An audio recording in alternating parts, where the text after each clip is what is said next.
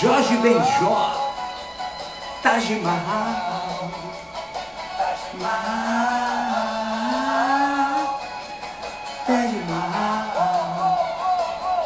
Música super antiga dos anos 80, eu acho. Entretanto, ou 70, ainda mexe com muita gente. É uma homenagem que nós estamos fazendo ao Jorge Benjor. E eu só posso estar ouvindo aqui no máximo 1 minuto para não ter que pagar direitos autorais. Aguardando a chegada do Richard Macedo, que já chegou, já entrou, já está aqui conosco. Olha que maravilha. Já vou deixar ele pedir para entrar. Richard, meu caro, você simplesmente vai aí embaixo, nesse quadradinho que tem um mais no meio, e diga assim: eu quero entrar, professor, que eu deixo entrar. Kill the man. Chegou para não dar confusão. Aí, olha, tá vendo? Ele já pediu para entrar. Já vou deixar ele entrar por aqui. Ele já vai dizer que vai falar. Ô, meu caro, nós vamos estar aqui os dois. Porque nas últimas vezes que eu estou por aqui, as coisas não funcionaram bem assim. Eu estava sendo visto, vocês estavam me vendo. Agora sim. Que alegria recebê-lo aqui, meu. Antes de mais nada, quero lhe agradecer por ter aceito este convite, por nos dar essa alegria de estar conosco, compartilhar esse teu cabedal de conhecimento, que é muito bom, é muito legal, e um tema que você escolheu, que eu digo assim a você, velho, sabe, quais são as nossas missões, né? O que eu quero da minha vida, por que eu estou aqui? E você sabe que eu quero falar, eu quero começar dizendo o seguinte, uma coisa que você sabe: 96% da humanidade, presta atenção, 96% da humanidade morre sem saber qual é a sua missão, qual é o seu dom, o que foi que você recebeu ao nascer divinamente. As pessoas não sabem porque o sistema não permite que ela saiba. Ela vai descobrir pela dor, na maioria das vezes, e pouquíssimas vezes pelo amor. Então, meu caro, seja muito bem-vindo, boa noite, feliz de vê-lo aqui. Boa noite, professor, uma satisfação aí estar com o senhor mais uma vez, né? Estivemos aí em outras lives já juntos. Professor, eu gosto, inclusive, de contar uma história que exemplifica muito bem essa busca Está um pouquinho baixo, você pode falar um pouquinho mais alto? Ou então chegar mais perto. Isso, boa. Certo.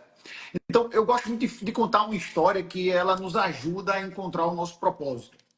O seguinte, eu falo, no meu livro que eu vou estar lançando agora, no mês de março, né? O nome do livro é A Parte que Me Farta.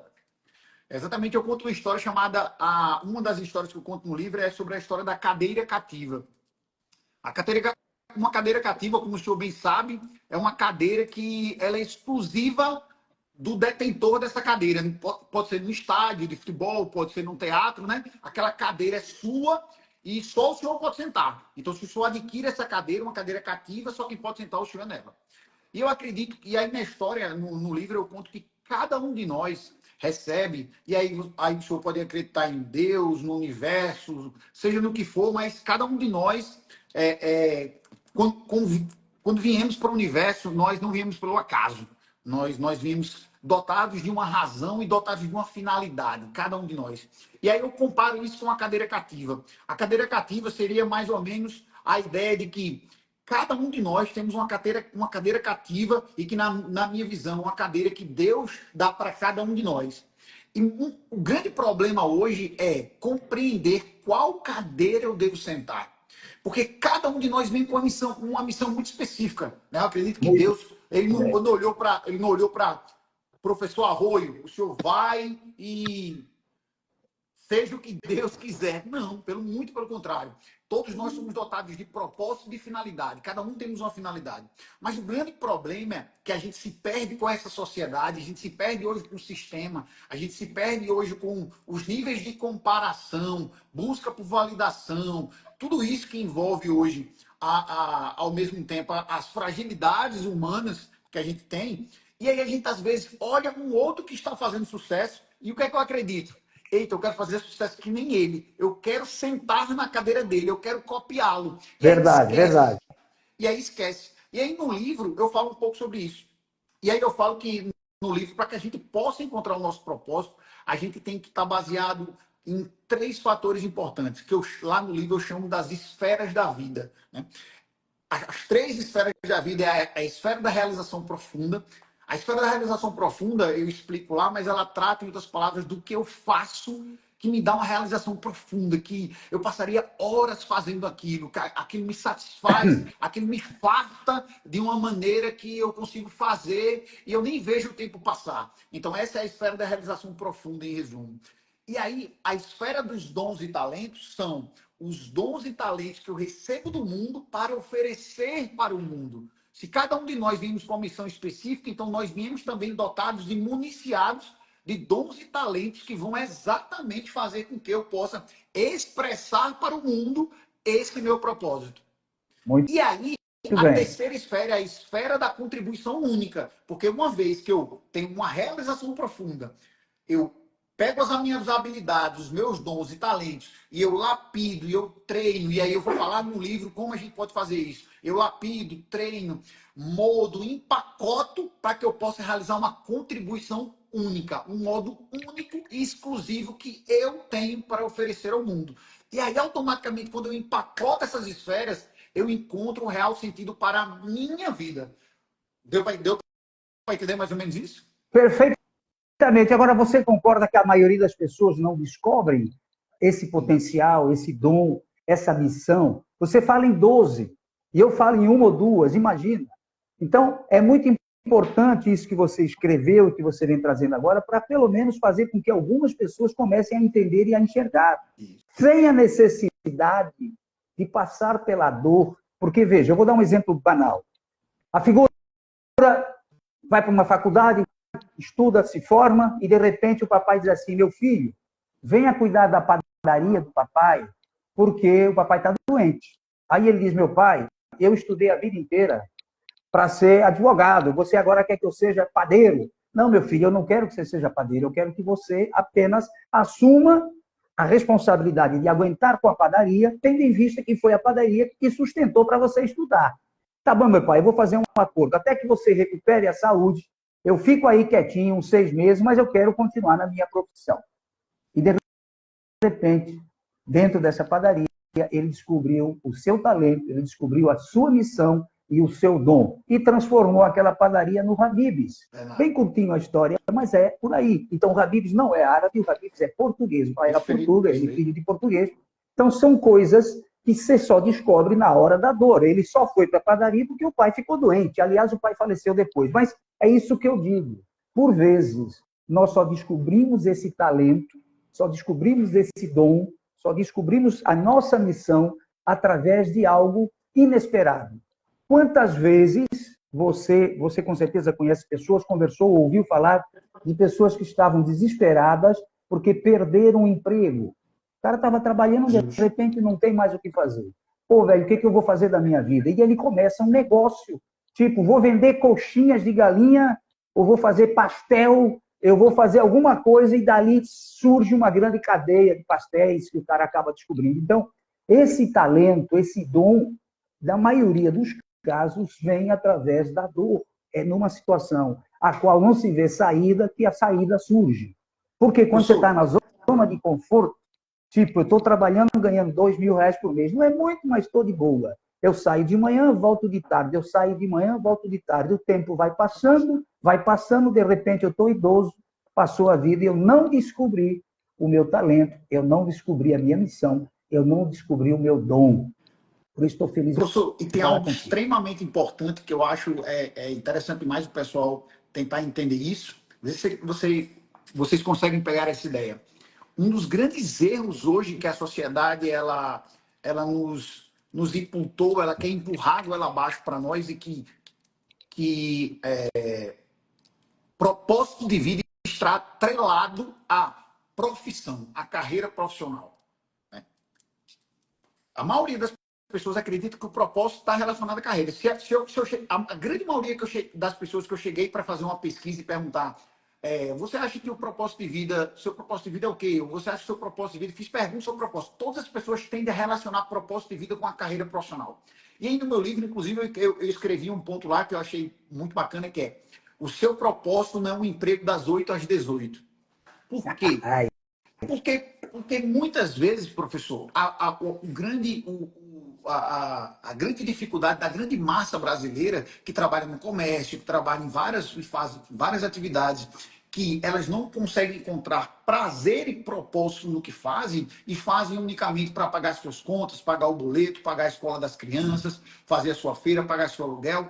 E aí é onde eu tento desmistificar isso exatamente para gerar um pouco de significado para essas pessoas. Que elas entendam que seu propósito de vida ele não está só correlacionado à sua profissão. Seu propósito de vida pode ser exatamente quando você chega lá do seu trabalho, você ir cantar no coral da igreja, você ir ajudar uma entidade que precisa, você ir cuidar da sua avó que está doente, você educar os seus filhos da melhor maneira possível. Seu propósito de vida está em ser o melhor marido para sua esposa, ou para o seu companheiro, para o seu parceiro. Então, o propósito de vida ele tem inúmeras ramificações que vão muito além da ideia de que unicamente é um ato profissional, muito, muito além disso. Então, assim, por exemplo, é o ato de escrever, de você chegar em casa, gostar de escrever. É o ato de, por exemplo, o senhor pode ser um advogado, mas nos seus momentos de folga, o senhor gosta de falar de oratória e gosta de falar de comunicação. E é aí onde o senhor está o quê? Uma coisa serve para pagar suas contas e a outra serve para que você expresse o seu propósito para o mundo. Então, essa Bem dito, muito comunicação, bem. professor, essa comunicação é uma comunicação muito importante de ser discutida, porque é a comunicação que ela vem de dentro para fora. É a comunicação que expressa a minha singularidade, que expressa quem eu sou. É muito mais do que unicamente palavras. É a verbalização de uma ação minha que eu entrego para o mundo. E aí eu acho que as coisas elas começam a se desfigurar quando realmente eu nem sei quem sou. Eu nem sei o que eu vim fazer. E eu nem sei qual é a minha missão. Então, automaticamente é uma coisa engraçada. Se a gente for lá para a filosofia, lá na filosofia, é, é, Platão vai falar sobre vontade e finalidade de vida. E tem uma parte lá que ele fala e que ele meio que induz, e o professor Clóvis de Barros Filho, ele fala muito bem disso, é que uma vez que eu não encontro o meu propósito, eu infelizmente atrapalho quem tem o seu. Por quê? Porque eu ando na contramão do mundo. Porque o mundo, para ele poder estar dotado de finalidade, dotado de. Imagine, eu conto no livro também sobre um quebra-cabeça, por exemplo. Quando a gente tem um quebra-cabeça, a gente tem uma imagem pré-definida, mas que para que essa imagem ela fique clara e objetiva e visível, eu preciso encaixar peças. Mas o grande problema é que, tal qual um quebra-cabeça, se eu quiser me encaixar dentro dessa imagem do universo que não condiz para mim, eu fico que nem aquela peça do quebra-cabeça que eu quero empurrar ali no canto e ela não cabe.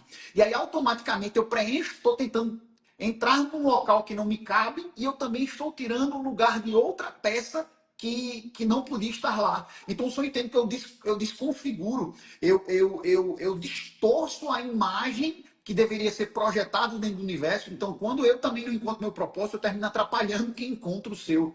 E aí a gente vê essa grande disparidade hoje de pessoas que fazem muito sucesso, outras que sobem, uma semana está fazendo sucesso, depois cai, desaparece, né? Que é os memes da vida, os vídeos virais, mas que não tem autenticidade, não tem algo que vem de dentro, mas é unicamente algo que está fora, algo que falta, enfim. É verdade.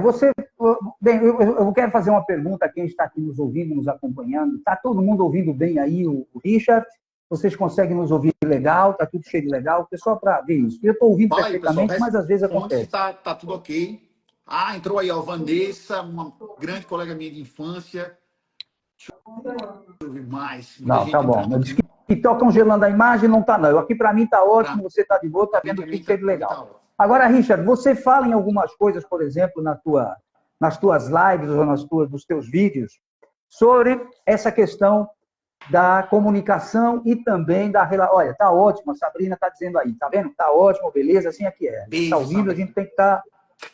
Pronto, sim, tá muito bom o som, tá legal. Aqui a Vanessa. Nessa de Fátima.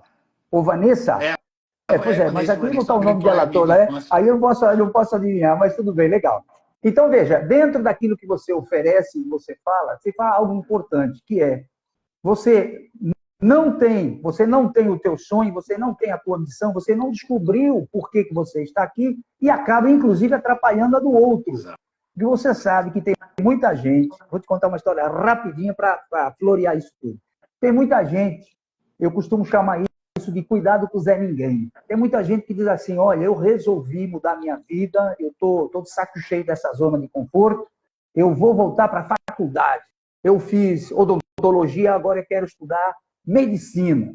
Só que é uma figura que já está com seus 40 anos de idade aproximadamente, ainda tem muito tempo para fazer faculdade, ainda pode se formar, se transformar num grande médico, mas, ao chegar em casa, o pessoal acostumado com aquela tal zona de conforto, o dinheirinho que entra do papai e da mamãe, quando o pai diz, eu vou para a faculdade fazer medicina, você está ficando louco, você está velho, você não dá mais. Gente, se você não tem o teu propósito, não atrapalhe o propósito dos outros.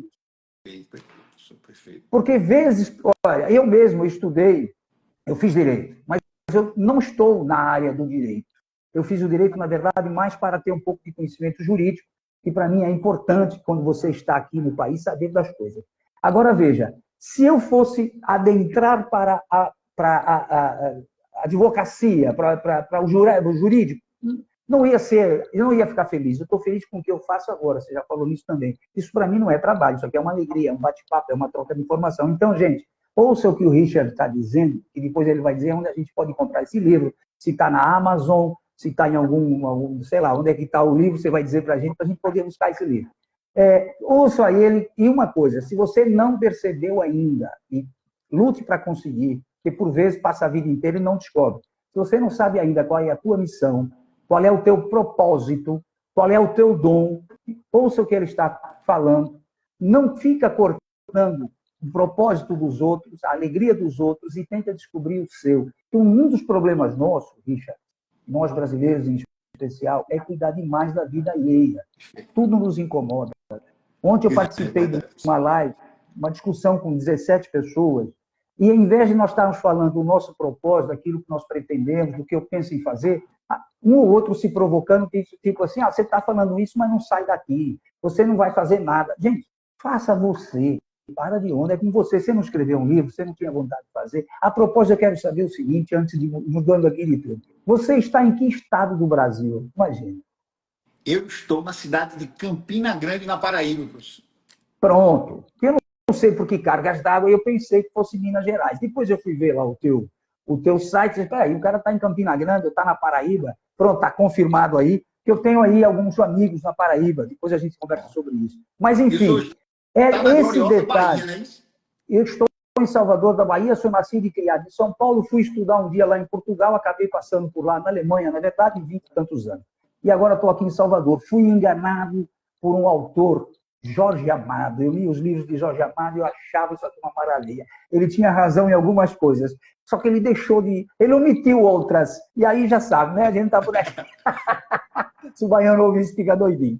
Mas, enfim, velho, é importante que a gente faça essa alerta, porque o sistema, não sei se você concorda com isso, diz a você o seguinte, meu filho, vai estudar, você tem que aprender alguma coisa, você tem que se formar, você vai ter que constituir família, depois você precisa ter uma casa, você vai comprar uma casa, e aí você entra naquele esquema, sai de manhã, volta de tarde, sai de manhã, volta de tarde. Está solteiro, vai para o boteco no fim de semana, tomar uma cachaçinha com os amigos, até o dia que se casa, depois já vai ser cortado, isso já não pode mais ser com tanta frequência, aí vem os filhos, acabou de vez, vai indo, de repente idoso, e olha para trás e diz, o que teria sido se eu tivesse tentado? Eu acho que essa é das maiores frustrações que o homem pode ter, o ser humano. É alcançar uma idade e dizer assim, cara, o que teria sido se eu tivesse entrado naquele avião e tivesse embarcado para aquele país que os meus amigos foram. É só aqui uma alusão ao que pode acontecer, porque, velho, eu acho que nós podemos ter alguns arrependimentos, mas o pior deles é o arrependimento daquilo que a gente pensou em fazer e não fez. Perfeito. Professor, o senhor que fala muito sobre oratória e sobre comunicação e de uma forma bem singular, uma das grandes coisas de encontrar o nosso propósito de vida, encontrar o nosso porquê, encontrar a parte que nos farta, né? O meu livro, o nome do livro é A Parte que Me Farta, que é exatamente trazer reflexões para que a gente entenda que o nosso propósito, o nosso bem maior, o que a gente vai oferecer ao mundo de forma única e singular, está dentro de nós e não fora. Então é a parte que me falta e não a parte que me falta. Porque quando eu penso na parte que me falta, eu busco fora, eu busco em alguém, eu busco em alguma coisa, eu busco em algum lugar a solução que só se encontra dentro de mim, porque existe uma centelha divina em mim que me torna único e singular. E explorar essa singularidade é importante. Então, assim, quando a gente fala sobre comunicação, e o senhor que é um expert no assunto, e o senhor tanto conduz grandes treinamentos, assim como também é mentor de pessoas que querem melhorar a sua performance na oratória e na comunicação, o mais importante entender um bom comunicador é aquele comunicador que ele se expressa com singularidade, que ele se expressa com unicidade, que ele expressa quem ele é e não quem ele esteja imitando. Não que não seja necessário que eu encontre algumas pessoas que eu as utilizo como modelagem. No livro eu vou falar sobre isso, a modelagem, de eu analisar determinados perfis que parecem um pouco com o meu, e eu vou modelar aquelas características, vou imitar, entre aspas, algumas coisas, mas que eu não vou literalmente me tornar uma cópia. Por quê? Porque tem algo que é singular muito meu. Ou eu sou muito brincalhão, ou eu sou muito sério, ou eu sou meu termo. Então, o senhor sabe, na comunicação tem isso, a gente aumenta o tom um pouco, a gente baixa, a gente gera. Então, assim, eu queria agora jogar a peteca para a mão do senhor aí, para que o senhor possa falar exatamente um pouco sobre isso. Uma vez que eu encontro meu propósito, uma vez que eu estou encaixado e orientado sobre o que eu quero fazer, quais são as principais dicas para que eu possa me comunicar de forma clara e concisa o que eu tenho para oferecer ao mundo? Bom, se nós formos falar dos pilares da comunicação, da oratória, nós podemos falar de alguns, porque são vários. E a interpretação, inclusive, de cada professor tem uma forma, porque nós falamos da nossa própria experiência. Tá? Agora, o que você falou aí tem muito a ver com o cidadão. Por exemplo, a modelagem. Eu, inclusive, digo, se você pensa, ou se você admira algum palestrante e gostaria de chegar perto dele, pode sim fazer a modelagem, porque não vai nunca ser uma imitação. Você modelou, adaptou alguma coisa para o teu caráter. Você vai desenvolver a tua estratégia, o teu jeito de ser. Porque você não muda. Se você tentar mudar o teu jeito de ser, a coisa complica. Eu não posso mudar o meu jeito de ser porque está em mim. E aí eu teria que realmente fazer imitações. Aí, se o cara for um imitador, ele não é um apresentador, ele é um imitador, como é o caso do Tom Cavalcante, por exemplo, que fez um grande sucesso imitando pessoas. Agora, a modelagem, inclusive na própria vida, nós modelamos, mesmo não querendo, e eu acho que você vai concordar comigo, pessoas que convivem conosco. Por que nós modelamos? Inclusive, modelamos sem perceber. Você sabe do que eu vou falar agora. Que é os neurônios espelhos, as células espelhos que estão em nós para copiar o outro, aquilo que é bom, aquilo que nós gostamos, nós copiamos e automaticamente não percebemos. Por exemplo, também o que não gostamos, mas, infelizmente, pelas convivências, a gente termina copiando. Você acaba se adaptando, o jeito de falar, a postura, a forma.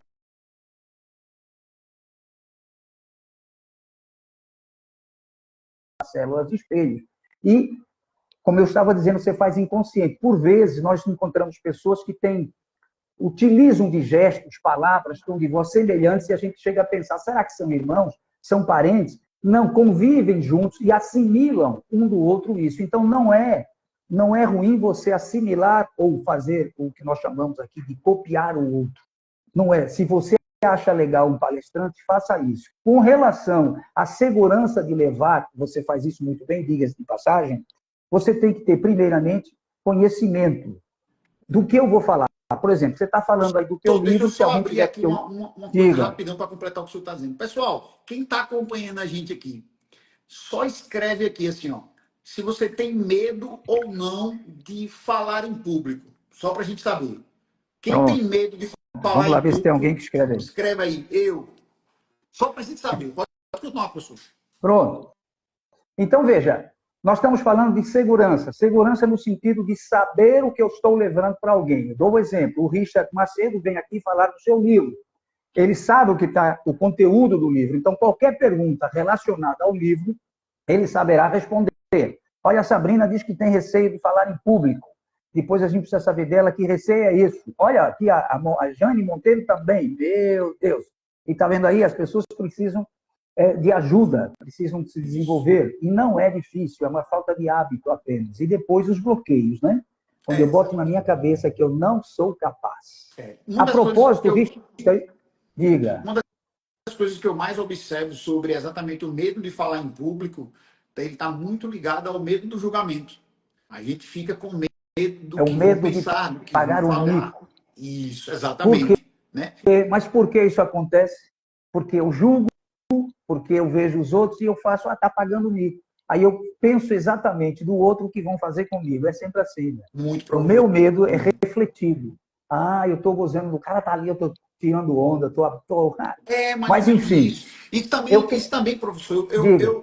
eu tenho um aspecto que eu gosto de falar muito sobre isso, é sobre alguns traumas de infância que a gente traz.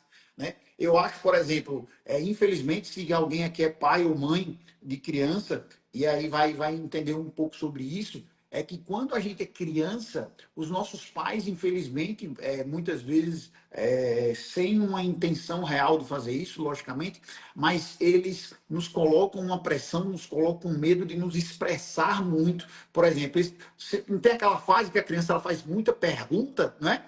E o que é que a gente, às vezes, como pai, faz? Meu Deus, esse menino pergunta demais, para de perguntar, tudo e tal. Então, o que é que a gente. Qual o bloqueio que a gente cresce? A gente cresce com um bloqueio de que perguntar é feio. Chega na escola, levanta a mão para perguntar aos coleguinhas. Vai fazer uma pergunta e tal. Então, o que acontece muitas vezes é isso. A gente vem de uma sociedade que bloqueia a nossa criatividade, uma sociedade que bloqueia a minha abertura para entender o mundo. Porque quando eu sou criança que eu faço as perguntas servem para que eu entenda o mundo. Mas quando alguém diz a mim que eu não devo perguntar, que perguntar é vergonhoso, que perguntar demonstra, que a gente sabe que não, mas que demonstra, porque na cabeça da criança a gente não consegue interpretar isso, mas que perguntar é uma demonstração de que você não sabe, que você não entende, e aí erroneamente eu cresço como? Eu cresço bloqueado. Então automaticamente eu tenho um bloqueio de pergunta, eu tenho um bloqueio de falar, eu tenho um bloqueio de me expressar. Então uma das primeiras coisas eu preciso fazer as pazes com essa pelo menos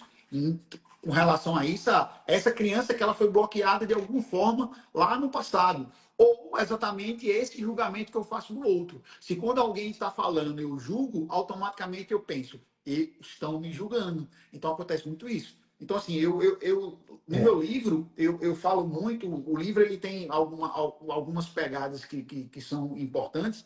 Uma delas é a desmistificação dos conceitos de sucesso, né, que é sucesso para mim não é sucesso para o senhor, e vice-versa, e para quem está aqui também, cada um aqui iria dizer o que seria sucesso para você, contudo a sociedade quer nos empurrar goela abaixo que felicidade está atrelada ao quê? Ao quanto você tem, à sua conta bancária, a quantidade de likes que você tem, a quantidade de seguidores, o quanto você é famoso, e a gente vê pessoas pagando um preço, muitas vezes até, me perdoe a palavra, mas ridículo, para que possa conseguir exatamente essa necessidade da validação. E aí, automaticamente, a gente entra num loop infinito, que no livro eu vou chamar da corrida dos ratos, né? Que é a corrida dos ratos digital, que eu chamo, que é exatamente essa ideia de que, veja, olha como é frustrante, e o senhor sabe por isso, que em algum ponto da nossa vida todo mundo passa por isso. O que é que acontece? Eu tenho 100 seguidores, aí amanhã eu vou almejar agora 150. Quando eu obter os 150, eu vou almejar 200. E quando eu olhar para o meu coleguinha do lado, eu vou ver que ele tem 500. Eu já vou ficar, meu Deus, eu não tenho a quantidade que ele tem. E entra na comparação, e nessa comparação entra num loop infinito, porque sempre haverá alguém com um carro melhor do que o seu, a casa melhor que a sua, um emprego melhor que o seu, uma família mais bonita que a sua, uma família que viaja mais, que vai mais para restaurante. Por quê? Porque a internet e as redes sociais ela demonstra unicamente o quê? Um recorte da nossa vida. É um recorte feliz da nossa vida. Ontem eu gravava alguns stories e eu dizia exatamente isso. A gente se ilude com esses recortes da vida das pessoas, porque é um recorte feliz. Né? Eu até brinquei, eu quero ver quem é o cara que quando brocha vai lá no story de rapaz, hoje eu brochei, hoje deu certo Eu em vi, casa, eu não. vi, Né? eu Então, vi o teu assim, story. a gente não faz isso. Mas mesmo assim, a gente ainda é seduzido pela ideia de achar que a vida das pessoas é perfeita e a da gente não é. Richard, veja, por trás de tudo isso existem homens pensantes, agências pensantes que fazem isso dentro das redes sociais para que o ser humano haja do jeitinho que você está falando. Quanto à questão da criança, nós temos que pensar o seguinte: existe o que eu chamo de círculo, tem um círculo virtuoso e tem um círculo vicioso. Por que que meus pais diziam, por que que os meus pais diziam para mim, bico calado, em conversa de adulto, criança não mete o bico, não conversa aqui com a gente. Na minha geração de infância e adolescência. Então, quando eu me aproximava dos meus pais que estavam conversando entre eles ou com alguém, bastava olhar para mim, daquele olhar assim da minha mãe, que eu já sabia. Se eu encostar ali, levo porrada. Era a educação que a gente recebia. Isso. Nós crescemos assim e automaticamente passamos isso para os nossos filhos, porque é um círculo vicioso. Então, nós temos que, em algum momento, romper esse círculo vicioso e começar a dar atenção às crianças. Sabe quando é mais fácil dar atenção às crianças? Quando não são os nossos filhos. Quando é um sobrinho, quando é filho de um amigo teu, a gente trata completamente diferente. Eu dou até um exemplo, rapidamente, que é uma realidade. Você é convidado a ir almoçar com aquele que lhe paga o salário mensal, vamos chamar do líder, o dono da festa. Aí você é muito bem recebido e ele tem 2 filhos ainda pequenos, com seus 6, 7 anos de idade, e eles estão ali brincando para lá e para cá. E aí um deles diz, mamãe, eu quero refrigerante. Você já está sentado à mesa e na hora que a mamãe bota o refrigerante, um daquelas 2 crianças vai pegar no copo e derrama Coca-Cola, perdão, refrigerante, não devia falar o nome, para tudo quanto é lado, e aquilo vem para cima de você também, cai nas tuas calças. Qual é a tua reação naquele momento? Explode. Não é teu filho. Não, você vai dizer, poxa, tá tudo bem. Pô, velho, peraí, tá tudo cheio de legal. Olha, eu não sei, mas é só uma criança, e o pai fica ali pé da vida e tá. E aí é que está a diferença, eu estou falando isso para nós todos. Se você trata os teus filhos de forma diferente, como trata o filho dos outros, é natural que ele cresça com uma certa timidez, com um certo medo de se expressar, principalmente diante dos pais. Porque é verdade o que eu estou lhe dizendo, nós tratamos os filhos dos outros de forma mais amena. Então, eu me dou muito bem com as minhas sobrinhas, filhas do meu irmão, que não se dá bem com elas, e ele se dá muito bem com a minha filha, que não vai muito com a minha outra. E agora? Por quê? Porque nós tratamos o filho do outro de uma forma diferente. Velho, é assim a vida, é assim que nós aprendemos. Agora, eu soube... Só, diga. O pessoal está aí na live, só para a gente ter uma ideia aí. Escreve aí a cidade de onde é que você está falando, só para a gente saber boa. De onde é que vocês estão aí. Alguém me falou e eu li alguma coisa sobre você, diz que você lê plantando bananeira, é verdade? Você lê de cabeça para baixo? Não é bem assim não, professor, mas você lê um livro de ponta cabeça? Esporte, então eu termino fazendo um pouco de tudo também. Não, eu quero saber se você lê um livro de ponta cabeça. Não, leio não. Não, eu quero apostar R$100 contra R$1 teu que você lê. E você já disse que não, e eu sei que você lê. Professor, mas é o sistema. Professor, outra, só para terminar, para você falar, a comparação que você chamou a atenção, sim, que eu escrevi aqui para não perder o raciocínio. Um dos grandes problemas nossos, eu quando falo nosso, eu já passei por isso também, por isso posso falar com conhecimento. Quando nós pensamos no outro em termos assim, como você já explicou, poxa, o cara tem ali não sei, ele sabe mais do que eu, ele tem mais condição do que eu, enfim, quando eu começo a fazer esse tipo de comparação, eu simplesmente estou violentando o meu próprio ser, aquilo que eu sou. Eu estou deixando de lado, eu estou, de uma certa forma, abafando o que eu sou, o meu jeito, o meu caráter, porque eu estou querendo ser o que o outro é. E enquanto for isso, meu caro, você não vai conseguir ser feliz. Você só vai conseguir encontrar a felicidade a partir do momento que você assumir a tua própria personalidade. Claro que eu não estou me referindo àquele tal da Gabriela. Eu sou assim, eu nasci assim, eu vou morrer assim. Até porque eu digo, só muda de ideia quem pensa. Então, eu posso hoje estar pensando algo de uma forma, mas amanhã eu reconsidero e vou pensar de outra forma. Eu não vou ficar naquela coisa marruda, não. Eu disse ontem que era assim, hoje eu vou dizer de novo. Não, não. é com tranquilidade. Professor, e veja como é Diga. interessante que tudo que o senhor fala, e aí não sei se é a minha cabeça que pensa muito nisso, mas veja que tudo que o senhor está falando é sobre autoconhecimento. Uma vez que eu tenho Claro. autoconhecimento, eu consigo expressar isso para as pessoas, eu saio, eu não caio na armadilha da comparação. E veja que o autoconhecimento ele vem primeiro de uma coisa, de um ponto muito singular. É quem eu sou. Porque quando eu sei quem eu sou, eu paro de me comparar com o outro. Só que aí a Difícil, hein? grande pergunta, e aí o senhor falou logo no início da live que a grande maioria das pessoas não sabe o seu propósito.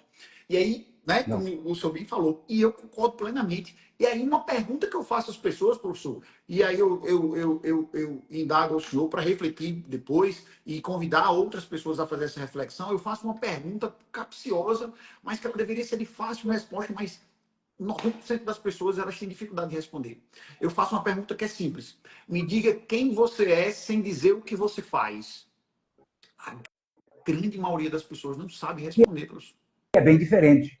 Por Completamente quê? diferente. Exatamente. Por quê? Porque eu nem me conheço, eu nem sei quem eu sou, eu não sei quais são as minhas principais características, eu não sei representar a minha ideia no mundo, a minha identidade, eu não sei expressar a minha identidade. E né, ao não saber expressar a minha identidade, eu me perco de mim mesmo e automaticamente eu não consigo tratar bem o meu filho, eu não consigo tratar bem as pessoas que estão do meu lado, eu não consigo expressar para o mundo o que eu vim fazer. Por quê? Porque eu não sei quem eu sou. Eu não sei qual é a cadeira que eu vim para sentar. Então, se eu ver que o propósito ele é a base para tudo, porque uma vez que eu encontro o meu propósito, agora eu consigo captar energia suficiente para pegar meus dons e talentos e oferecer ao mundo de forma de uma contribuição que ela é única e singular.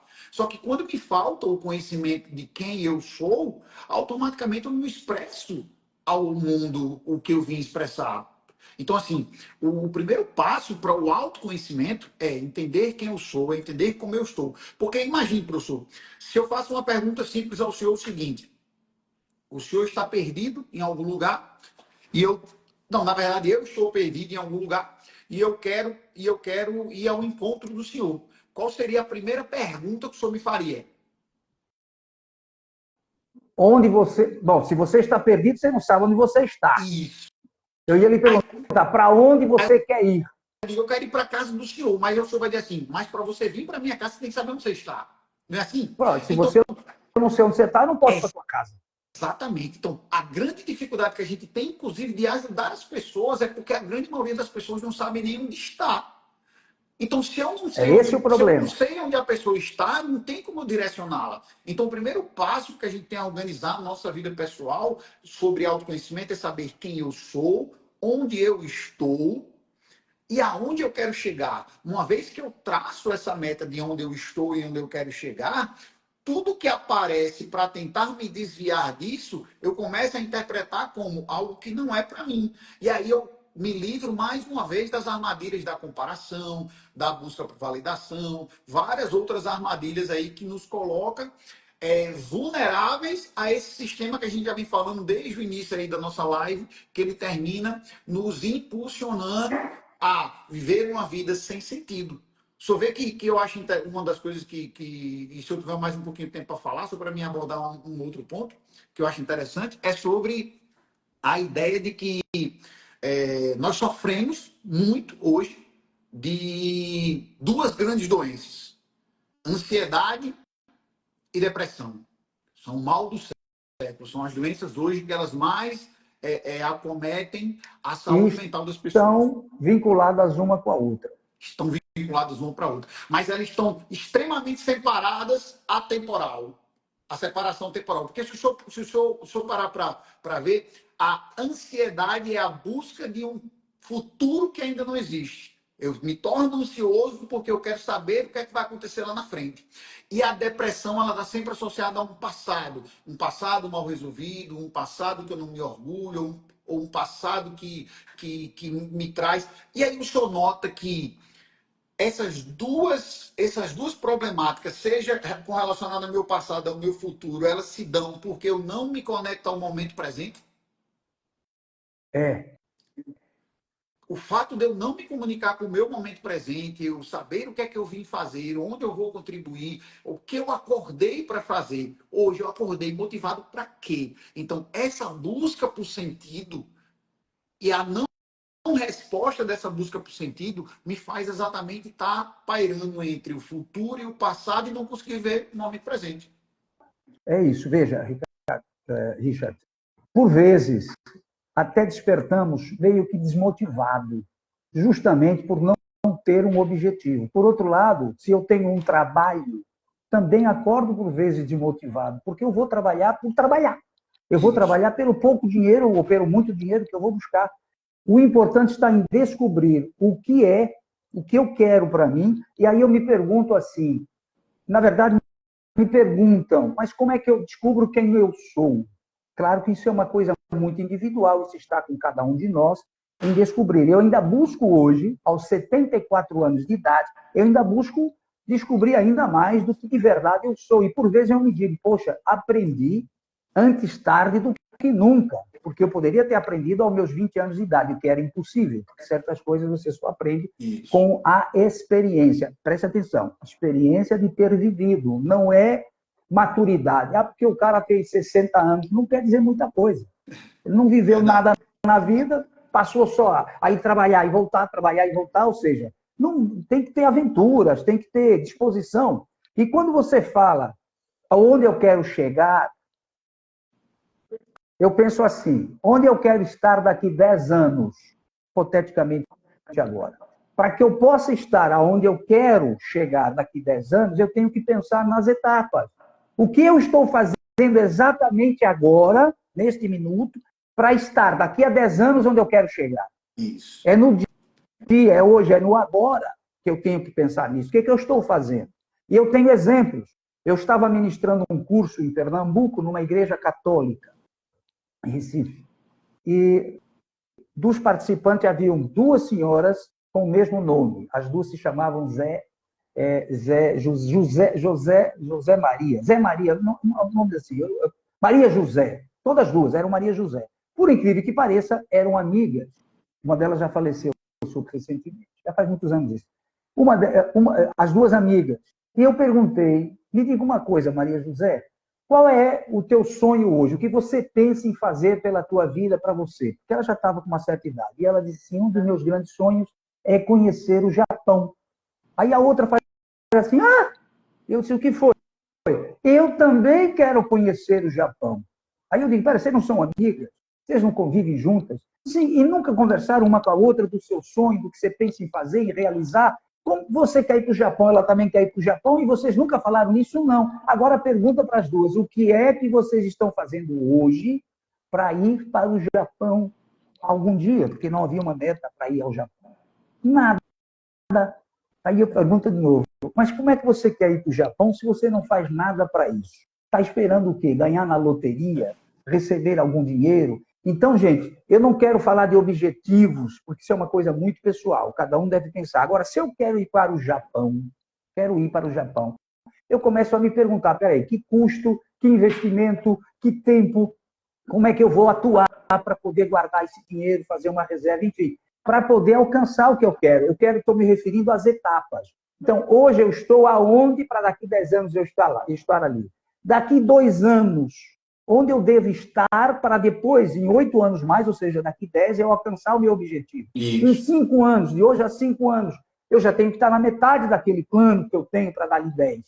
E as pessoas hoje querem tudo imediato, meu velho. Você falou daí das redes sociais. É uma grande mentira as redes sociais. Infelizmente, nós estamos sendo, todos os dias, chegou o Rafael lá de Pernambuco, olha aí, o Rafael Almeida, meu amigo.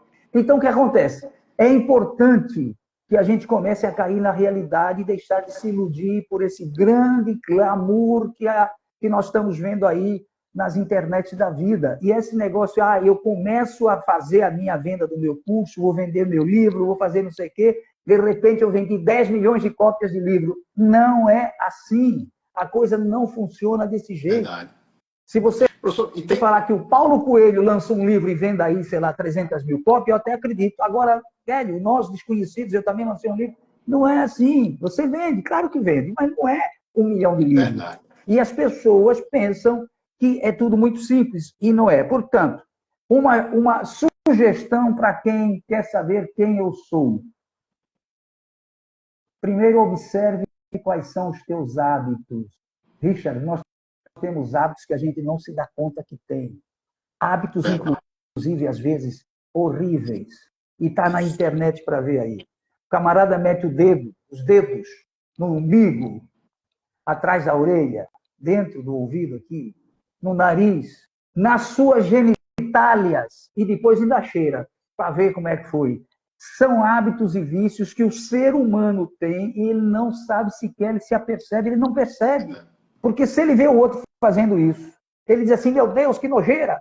Mas ele faz também. Então, a primeira coisa que nós começamos eu sugiro, né? Não estou dizendo que isso seja a solução, mas, olha, observe primeiramente quais são os teus vícios e os teus hábitos.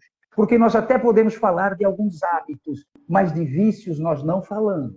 Aquilo que nós não achamos que é legal, a gente não fala. Uma segunda fase é você começar a descobrir que tipo de livro, se é que você lê, você gosta de ler. Quais são os filmes que você gosta de assistir? Que tipo de música te deixa mais alegre, mais tranquilo? Enfim, as iguarias. Quais são as iguarias? Você gosta de esporte? E você vai se descobrindo aos poucos e vai, através daí, descobrindo quem você é. Não é da noite para o dia, como a gente vê aqui na internet. É um processo. É uma coisa... É um processo longo, leva tempo, você tem que ter paciência, vai ter as pedras no caminho, vai ter que superar. Todos nós temos dificuldades que encontramos pelo caminho. A diferença hoje, no meu caso, é que quando aparece um problema, não sempre, mas na maioria das vezes, eu já penso assim, calma, que amanhã é outro dia e as coisas podem se resolver de uma forma que eu não estou vendo agora. Porque a gente, às vezes, fica ansioso, a ansiedade te leva a imaginar 1000 coisas e passa uma noite ou duas sem dormir, porque está preocupado o que vai acontecer amanhã. E no amanhã não acontece nada. Era você que ficou imaginando 1000 coisas. Mas, enfim, meu velho... Pessoal, quem quiser fazer uma pergunta aqui para o professor, para mim ou para ambos, coloque sua pergunta aqui. Que eu quero fazer para você, que nós estamos chegando ao final da nossa live, velho. Eu queria que você falasse mais, mas você me botou para cima de mim. Eu quero saber o seguinte, onde é que nós podemos buscar o teu livro? Você colocou nas redes sociais, aí tipo Amazon, Mercado Livre, você só tem um livro físico? Eu quero só complementar a fala do senhor, que eu acho importante demais, porque é um dos pontos que eu falo exatamente. Você continua me chamando de senhor, a gente não faz mais live. Me trate como eu me trato, é de você mesmo, tá tudo cheio de legal. Pronto. Então, uma das coisas que você falou, que eu acho importante, que foi dito, é no livro, eu toco um pouco nesse ponto sobre... a gente ainda vive no mundo dos sonhos, a gente sonha com muitas coisas, e o brasileiro ele é um sonhador nato, né? E isso é importante, sonhar é extremamente importante. Sonhar é o que nos faz exatamente acreditar no amanhã, são a ideia dos sonhos. Só que eu falo no livro de uma forma muito específica que a gente tem que aprender a diferenciar um sonho de uma meta. Porque enquanto eu tiver uma ideia que ela não tem data, ela só é um sonho. Mas eu costumo dizer que a diferença entre o sonho e uma meta é uma data. Então, quando você quer que um sonho se torne realidade na sua vida, você tem que determinar uma meta. Porque determinando uma meta, você vai agora canalizar a sua energia para que aquilo ocorra. Certo? Então, falando ainda um pouco do meu livro, professor, o livro ele ainda, na verdade, ele está na editora, ele está agora para sair, ele já está rodando. Grande Rinaldo, grande abraço, meu amigo, estou na live aqui. E ele está na editora já, ele já está já está rodando, digamos assim. E aí agora, do finalzinho de março para o início de abril, estou fazendo um lançamento aí do livro. E aí o livro também estará nas plataformas digitais também, na Amazon, vai ter o livro físico, o livro digital. Então, assim, eu estou muito feliz e estou muito grato à vida por me proporcionar essa isso significa que nós teremos que fazer mais uma live no pós-lançamento para que você possa trazer, inclusive mostrar para a gente a capa do livro, informar em qual das plataformas o livro está à disposição, para que as pessoas possam adquirir o livro. Porque tudo que você falou aí, eu imagino, você não falou 1% daquilo que contém o livro. Imagina para quem tiver a oportunidade de ler o teu livro. Porque é importante que a gente saiba e tenha conhecimento disso, você como autor do livro, que o que você escreveu, aquilo que você falou para a gente hoje, o que você escreveu é para beneficiar pessoas. Você não está com o intuito aí de fazer dinheiro com o livro, você trouxe ideias, você trouxe sugestões e experiências, que o grande segredo da vida está assim. Eu, há 27 anos, comecei fazendo cursos baseados na teoria dos livros que eu lia, dos cursos que eu visitei. E hoje eu faço muito mais com a experiência adquirida com os alunos do que com, claro que eu leio, continuo lendo muitos livros, é importante isso, para me manter, inclusive, ativo. Mas eu falo muito mais das experiências pessoais, das experiências que esses alunos viveram conosco, do que só dos livros que eu li. Isso é importante. Você botou lá muita coisa no livro. Meu caro, quero lhe agradecer. Nós estamos aqui há 50 minutos, parece mentira.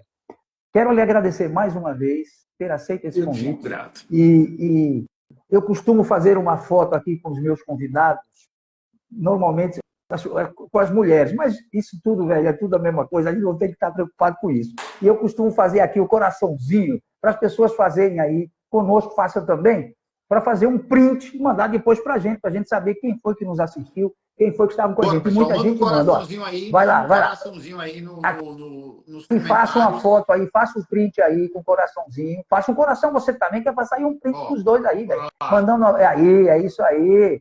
Pronto, tá vendo aí? Gente, ó, façam aí essa foto agora. Estamos aguardando aqui 35 segundos, 40 segundos, 50 minutos. Vai, faça a foto aí, ó que legal. Manda pra gente aqui no Zap ou no nosso... Aqui no Zap não, aqui no Instagram ou no Zap, tá? Que é pra gente poder, enfim, depois distribuir. Velho, fiquei muito feliz, digo de novo.